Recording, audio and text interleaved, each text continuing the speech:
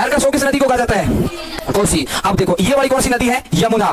अब इसी यमुना की सबसे लंबी सहायक नदी चंबल। चंबल की सबसे बड़ी सहायक नदी अरावली। से कितनी नदियों का उद्गम? 3। वैसे राजस्थान की जो अधिकांश नदियां उनका उद्गम कहां से होता है? अरावली से। सभी का नहीं होता है, अधिकांश नदियों का होता है। लेकिन भारत लेवल पर हमारे को कितनी नदियां पढ़नी है? 3 नदियां। आपको समझ में आ रही है? हाँ समझ में आ रही है? झूठ बोल रहे, सच्ची ये नदियां हैं, ठीक है ना? आपका आज पहला दिन है, बीच में आए हो आप। अच्छा यहां से कौन सी नदी? साबरमती। कौन सी नदी? साबरमती का उद्गम भले ही राजस्थान में होता है, 45 किलोमीटर चलती है राजस्थान के अंदर, लेकिन ये गुजरात की क्या है? प्रमुख नदी। गुजरात की। अच्छा गांधीनगर और अहमदाबाद गांधी जी का आश्रम। सुनो अब ये तीनों एक ही जगह है। तीनों कहाँ है? एक ही जगह। जैसे देखो ये वाला क्या है अभी? नदी है कौन सी? साबरमती। इसके इस साइड में गांधीनगर है, इस साइड में क्या है? अहमदाबाद है, और इसी के किनारे यहाँ पे गांधी जी का आश्रम है। बस तीनों एक ही जगह है, लेकिन कंफ्यूज करने के लिए अलग अलग पर्सन कहेगा कि अहमदाबाद किस नदी के किनारे है? तो साबरमती। गांधीनगर किसके किनारे है?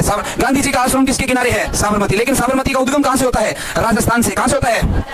कच्छ के रण में समाप्त होने वाली नदी। अच्छा कच्छ का रण है ना, ये इसको सफेद मरुस्थल कहा जाता है, ध्यान रखना। ये जो इलाका है इसे क्या कहा जाता है? सफेद मरुस्थल, एकदम क्षारीय मरुस्थल। कौन सा मरुस्थल है? क्षारीय मरुस्थल इसे कहा जाता है। यहाँ जंगली गधे पाए जाते हैं। कौन से गधे? जंगली गधे। समझ में आ रही नहीं आ रही? उसके बाद में यहाँ से एक नदी का उद्गम हुआ, कौन सी? माही।